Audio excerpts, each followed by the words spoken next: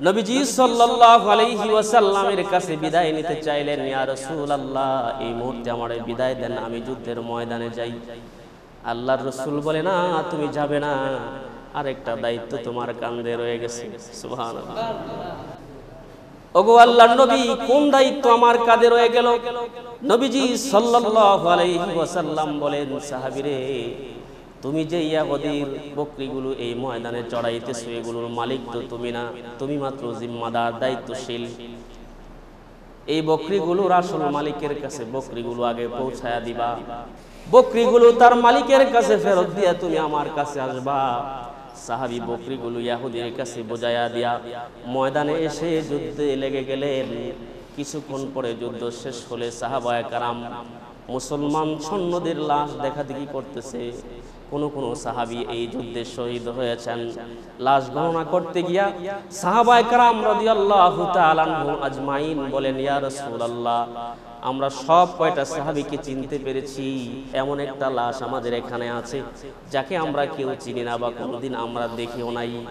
আল্লাহর নবী দৌড়ায় গেলেন, মুখ থেকে কাপড়টা সরায় দিলে আল্লাহর রাসূল বলেন, তোমরা কেউ না চিনলেও এই লোকটাকে আমি আল্লাহর রাসূল চিনি। একটু আগে আমার কাছে মুসলমান হয়েছে। ও সাহাবায়ে কেরাম শোনো, এই লোকটা নামাজও পড়ে নাই, রোজাও রাখে নাই, হজও করে নাই, যাকাতও দেয় নাই, কিছুক্ষণ আগে কালেমা পড়ে মুসলমান হলো মাত্র, আর এখন শহীদ হয়ে চলে গেল। আমি নবী দেখতেছি জান্নাতের ফেরেশতারা তারে গোসল দিতেছে, বলেন সুবহানাল্লাহ। আর জান্নাতুল ফিরদাউসের মেহমান হিসেবে আল্লাহ তারে কবুল করে নিছে। জাবির ইবনে সুলাইম রাদিয়াল্লাহু তাআলা আনহু একদিন নবীজির সাক্ষাতে আসলেন। নবীজির কাছে এসে বা আদবের সাথে ভদ্রতার সাথে একটা প্রশ্ন করলেন যে, ইয়া রাসূলুল্লাহ আপনি আমাকে কিছু নসিহত করেন। সুবহানাল্লাহ। তা আল্লাহর রাসূল প্রথম নসিহত করলেন কি, লা তাসুববান্না আহাদান, হে জাবির ইবনে সুলাইম তুমি কাউকে গালি দিবে না। কোন মানুষকে ঘায়েল করতে হলে আমরা তাকে সর্বপ্রথম গালি দিয়েই ঘায়েল করি, কি বলেন ঠিক কিনা? আলী রাদিয়াল্লাহু তাআলা আনহু বলেছেন, জারাহাতুস সিনানি লাহা ইয়ালতাম ওয়ালা ইয়ালতামু মা জারহুল লিসান। আপনার যদি কোনো ধারালো অস্ত্র দিয়ে হাত কেটে যায় তো এটাতে মেডিসিন বা ওষুধ সেবন করলে বা ব্যান্ডেজ করলে কিছুদিন পরে এটা বাস মিশে যাবে, এটাতে আর চিহ্ন বাকি থাকবে না, আগের মতোই হয়ে যাবে মোটামুটি। কিন্তু কেউ যদি আপনাকে গালি দেয় তো 20 বছর পরেও যদি আপনি বেঁচে থাকেন আর তার সাথে দেখা হয় তো কলিজায় সে আঘাতটা আপনার আবার নতুন করে উজ্জীবিত হবে যে এই লোকটাই তো সেই লোক যে আমাকে গালি দিয়েছিল। তার মানে তলোয়ারের আঘাতের চেয়ে জবানের আঘাত, গালির আঘাতটা বেশি কঠিন, কি বলুন ঠিক কিনা? 2-4 জন বন্ধু বান্ধব এক জায়গায় বসলাম, বাস অকথ্য ভাষায় গালমন্দ শুরু করছে। এই জন্য জবানকে সামলে রাখা উচিত, কাউকে যেন গালি দিয়ে আমরা আঘাত না দেই, এই দিকে আমাদের নজরদারি করতে হবে, আমরা কাউকে যেন আঘাত না করি। দেখুন সাহাবীরা কেমনে তাদের জীবনকে সমৃদ্ধশালী করেছেন। হযরত আবু বকর সিদ্দিক রাদিয়াল্লাহু তাআলা ওনার একজন গোলাম ছিল, কোনো এক কারণে গোলাম অসংগতি কোনো এক কাজ করে বসেছে, তো হযরত আবু বকর রাদিয়াল্লাহু তাআলা আনহু গোলামকে একটু লানত করছে, মানে অভিসম্পাত করছে। নবীজি সাল্লাল্লাহু আলাইহি ওয়াসাল্লাম আবু বকরকে বলেন, হে আবু বকর, লানত আর সিদ্দিক একসাথে জমা হতে পারে না, তুমি লানতও করবা আবার তুমি সিদ্দিকও হবা, একদিক দিয়ে তুমি সত্যবাদী হবা আর একদিক দিয়ে তুমি গোলামকে গালি দিবা, এটা একসাথে জমা হতে পারে না। তার মানে কোন এক সিদ্দিকের কাজ এটা হতে পারে না। তুমি যে সত্যবাদী, তোমার উপাধি সিদ্দিক হয়েছে, এই সিদ্দিকের কাজ এটা হতে পারে না যে তুমি তোমার গোলামকে তুমি গালি দিবা।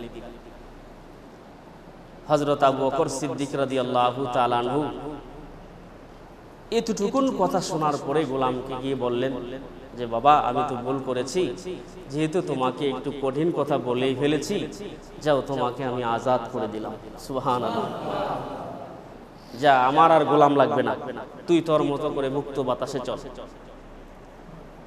চিন্তা করেন যে সাহাবায়ে কেরাম রাদিয়াল্লাহু তাআলা আনহুম আজমাইন তাদের জীবনে কত গুরুত্ব দিয়ে রাসূলের দিক নির্দেশনাকে মেনেছেন। এমনও তো হতে পারে আপনি যাকে লানত করছেন, আপনি যাকে গালি দিচ্ছেন, সে আপনার চেয়ে উত্তম। কি বলেন, ঠিক কিনা? আমলের দিক থেকে সে আপনার চেয়ে শ্রেষ্ঠ, ইবাদতের দিক থেকে সে আপনার চেয়ে শ্রেষ্ঠ, জ্ঞানে বিজ্ঞানে আপনার চেয়ে শ্রেষ্ঠ, বংশমর্যাদায় আপনার চেয়ে শ্রেষ্ঠ, আল্লাহর কাছে আপনার চেয়ে সে পছন্দনীয়। আপনি তাকে গালি দিলেন।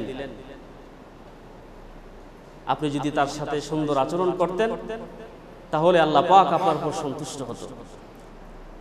আপনি অযথা একজন মানুষকে গালমন্দ করবেন, এটা ইসলাম অ্যাকসেপ্ট করে না। হাদিসে এসেছে ওই ব্যক্তি মুসলমান নয় যেই ব্যক্তির হাত এবং জবান থেকে অপর মুসলমান নিরাপদ নয়। তা আপনার জবানের আঘাত থেকে যদি অপর মুসলমান নিরাপদ না থাকে, রাসূল আকরাম সাল্লাল্লাহু আলাইহি ওয়াসাল্লাম বলেছেন সে কশিনকালেও মুসলমান হতে পারে না। তাহলে সচ্চা মুসলমানের কাজ হলো তার জবানকে নিয়ন্ত্রণ করা, গালিগালাজ জবান দিয়ে উচ্চারণ না করা। আর আমরা কথায় কথায় গালি ব্যবহার করি, অপরজনকে অপদস্থ করার জন্য, হেনস্থা করার জন্য যা কৌশল আছে সব অবলম্বন করি। এগুলো মনে গেঁথে রাখবেন, কারণ সুন্দর ভাষায়, প্রাঞ্জল ভাষায় মানুষের সাথে কথা বলবেন, দেখবেন ওই মানুষটা আপনার কাছে আস্তে আস্তে ভিড়তে থাকবে, আপনার কাছে ঘেঁষতে থাকবে, আপনার সান্নিধ্য নিতে চাইবে। কি বলুন, ঠিক কিনা? রাসূল আকরাম সাল্লাল্লাহু আলাইহি ওয়াসাল্লাম খায়বর যুদ্ধে গেলেন। দেখুন, একজন ইহুদি সে ময়দানে বকরি চড়ায়। রাসূল আকরাম সাল্লাল্লাহু আলাইহি ওয়াসাল্লাম খায়বর যুদ্ধে অবস্থান করছেন। যে লোকটা বকরি চড়ায়, ইহুদিদের বিশাল এক বকরির পাল সে ময়দানে চড়াইতেছিল। মানুষের কাছ থেকে মুহাম্মদুর রাসূলুল্লাহর অনেক কথা শুনেছেন, অনেক ফজিলত শুনেছেন, অনেক মাহাত্ম্য কথা শুনেছেন, কিন্তু নবীজিকে তার দেখার সৌভাগ্য হয়নি। যেহেতু আজকে এই সুযোগ, এই ময়দানে সে বকরি চড়াইতেছে, আর মুহাম্মদুর রাসূলুল্লাহ সাল্লাল্লাহু আলাইহি ওয়াসাল্লাম এই খায়বর প্রান্তেই কোনো একটা তাঁবুতে আছে, যাই একটু মুহাম্মদের সাথে দেখা করে আসে। এই ছেলেটা আস্তে আস্তে গিয়া ওইখানে এক সাহাবীকে জিজ্ঞাসা করছেন যে তোমাদের নেতা কোথায়? তো একজন সাহাবী ইশারা দিয়ে দেখাইলেন যে ওইখানে একটা তাঁবু আছে, ওই জায়গায় গিয়া দেখো যে আমাদের নেতা অবস্থান করছে। ওই ইহুদি আস্তে আস্তে করে নবীজি সাল্লাল্লাহু আলাইহি ওয়াসাল্লামের তাঁবুর কাছে গেলেন। যাওয়ার পরে রাসূল আকরাম সাল্লাল্লাহু আলাইহি ওয়াসাল্লামকে বললেন, আপনি কি মুহাম্মদ? তখন রাসূল আকরাম সাল্লাল্লাহু আলাইহি ওয়াসাল্লাম বলেছেন যে হ্যাঁ, আমি মুহাম্মদ। তখন ওই রাখাল বিস্মিত হলো যে একজন নেতা, একজন রাষ্ট্রনায়ক এত সাধারণভাবে কিভাবে থাকে? খেজুর পাতা দিয়া একটা সামিয়ানা দেওয়া, নিচে সাধারণ বিছানা, সেখানে একজন বাদশা বসে আছে যার অনুসরণ সাহাবায়ে কেরাম করছেন। সুবহানাল্লাহ।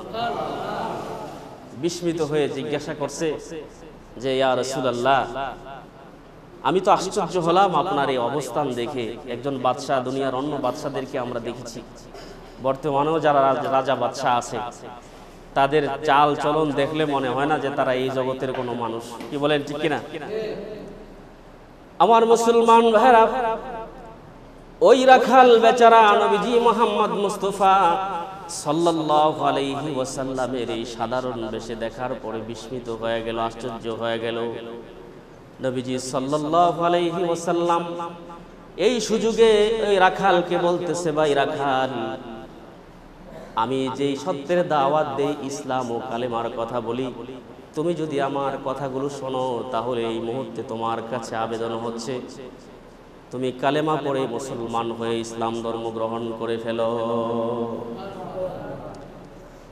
ওই ইহুদি রাখাল বলে, ইয়া রাসূলুল্লাহ, আমি বুঝতে পেরেছি আপনি সুযোগ বুঝে আমাকে ইসলামের দাওয়াত দিচ্ছেন, কালিমার দাওয়াত দিচ্ছেন, তবে আমি জানতে চাই এই কালেমার দাওয়াত আমি যদি এই মুহূর্তে গ্রহণ করি তাহলে আমার লাভ হবে কি?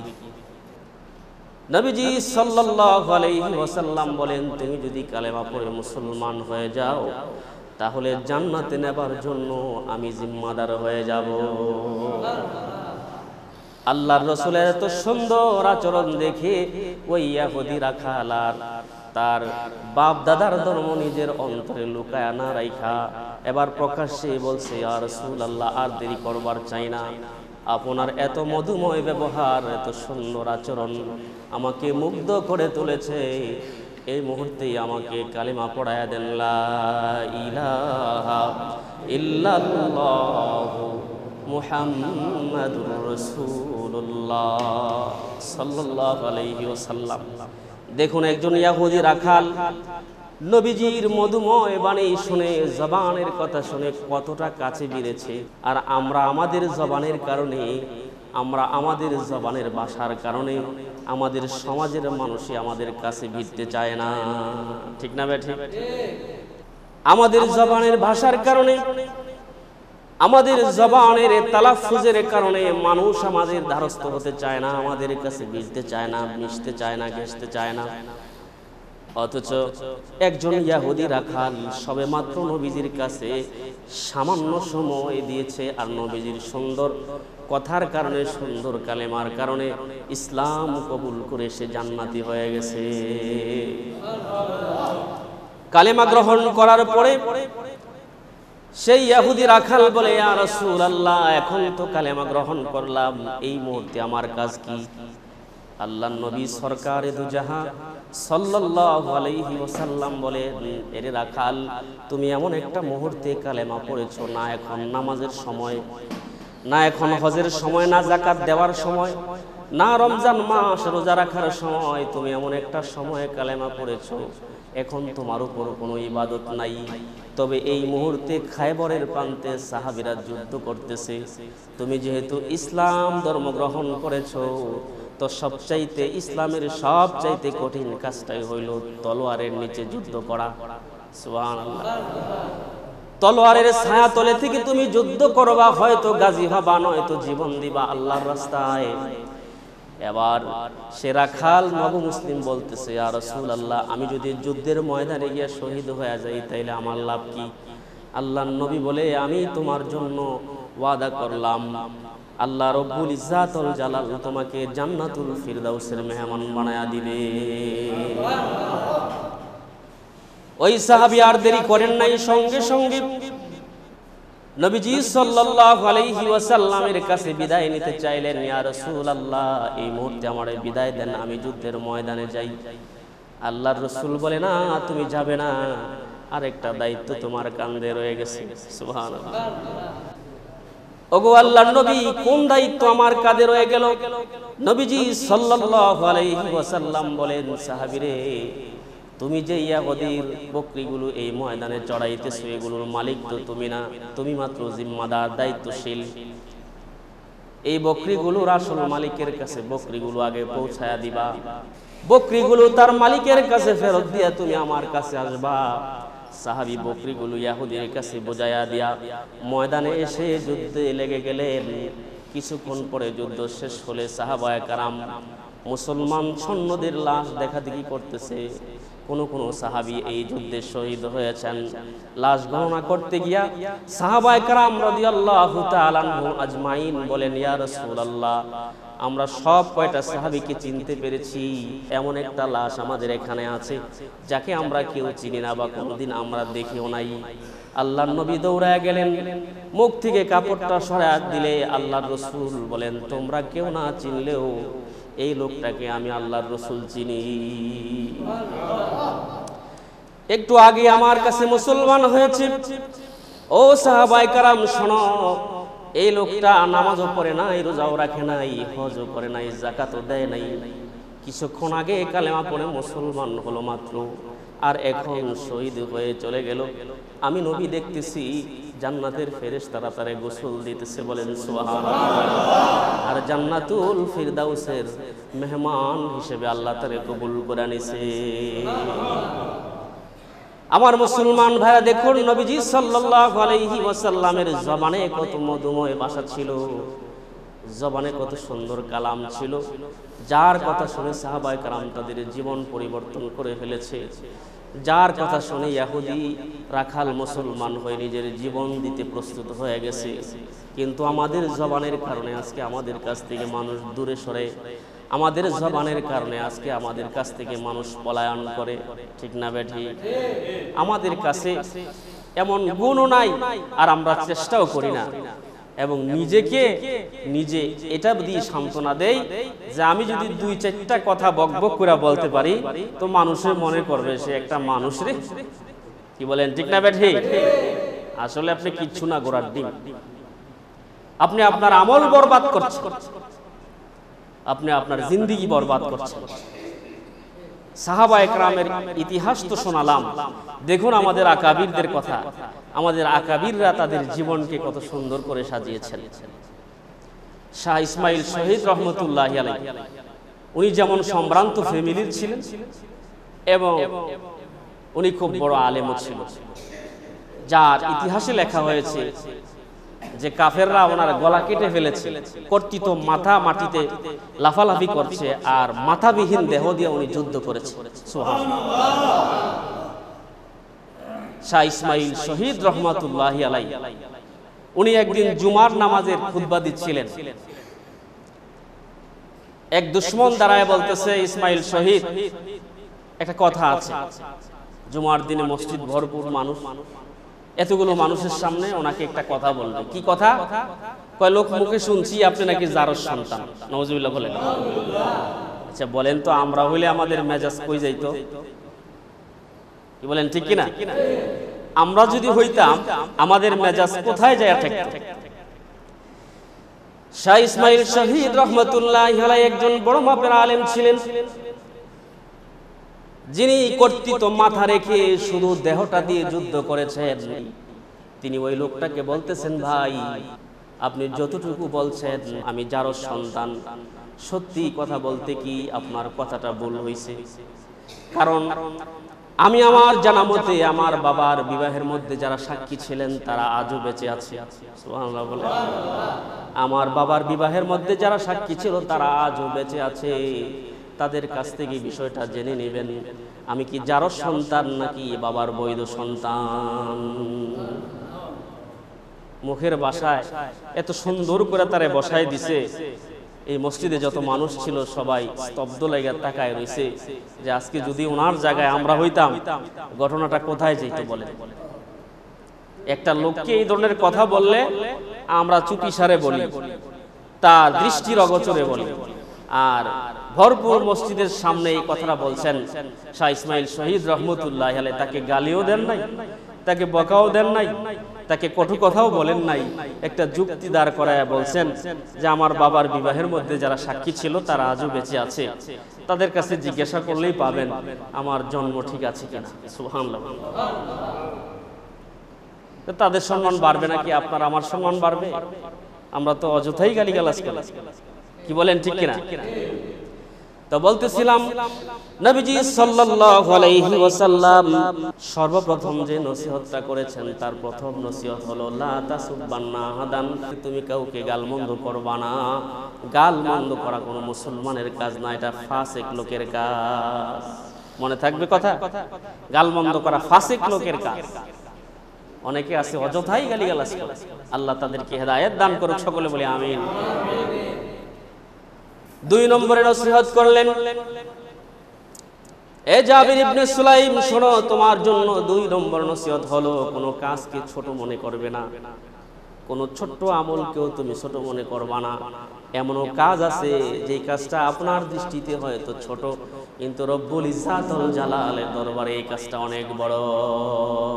আমাদের এক হুজুর বড় শাইখুল হাদিস ছিলেন, বড় মুহাদ্দিস ছিলেন, বড় আলেম ছিলেন, দিন ধর্মের কাজ এত পরিমাণ করেছেন, ওনার ধারণা যে এই দিন ধর্মের যে পরিমাণ কাজ করেছি আল্লাহ তো খুশি হয়ে আমাদের জান্নাত দিয়ে দিবে। কিন্তু ওনার ইন্তেকালের পরে এক লোক স্বপ্নে দেখছে, ওনারে স্বপ্নে দেখে জিজ্ঞাসা করতেছে, আল্লাহর ওলি আপনি যে এত খেদমত করছেন দিনের, আল্লাহ পাক আপনার সাথে কি আচরণ করছে? তখন সে আল্লাহওয়ালা বলছেন, দেখো আমার সারা জীবনের দর্স ও তাদরিস, কিতাব লেখা, তাফসির লেখা, মানুষের খেদমত করা, কোরআন হাদিস পড়ানো, ওয়াজ নসিহত করানো, কোনো কিছুই কাজে আসছে না। কোনো কিছুই কাজে আসে না। কয় তাহলে আপনি মুক্তি পাইলেন কেমনে? কয় মুক্তি পাইলাম ছোট্ট একটা বিষয়কে, যেটা আমি আমার জীবনে নাজাতের উসিলা হবে বলে ধারণাও করি নাই। রব্বুল ইজ্জাত ওয়াল জালাল ওই ছোট্ট আমলটাকে জরিয়া করে আমারে মুক্তির ব্যবস্থা করে দিয়েছেন। কয় সেটা কি? কয়েকদিন আমি দোয়াতের ভিতরে কলম চুবায়া লেখালেখির কাজ করতেছিলাম।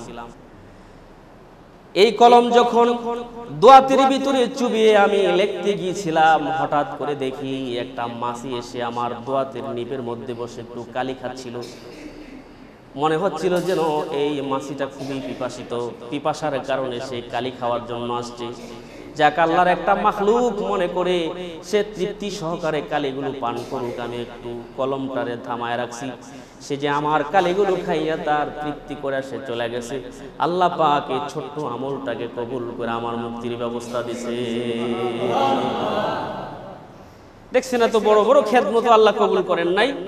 ছোট্ট একটা কাজ, কলমের মাথা থেকে একটু মাছিয়ে কালি খাইছে, আর এটাই তার নাজাতের উসিলা হয়েছে। সুবহানাল্লাহ। বুখারী শরীফে একটা হাদিস মনে হয়েছে, এটা কয়ে শেষ করি।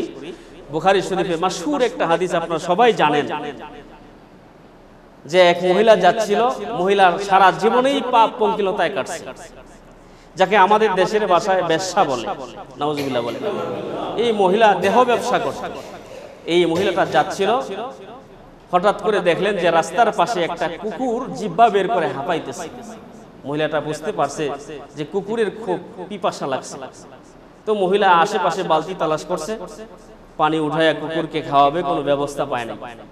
অনেক চিন্তা ফিকির করে ভাবতেছে যে কিভাবে তার একটু পানি দিয়ে সহযোগিতা করা যায়।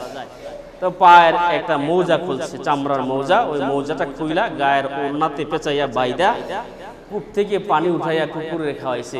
আল্লাহর রাসূল বলেন যে এই কাজটা মালিকের কাছে, আল্লাহর কাছে এত পছন্দ হয়েছে যে আল্লাহ পাক পেছনের সব গুনাহ ক্ষমা করে আল্লাহ তার জন্য জান্নাত মঞ্জুর করে দিয়েছে।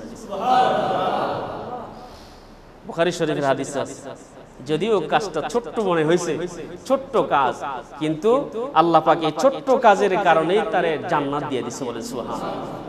তাহলে 2 নম্বর নসিহত করলেন কি, কোনো কাজকে ছোট মনে করবা না।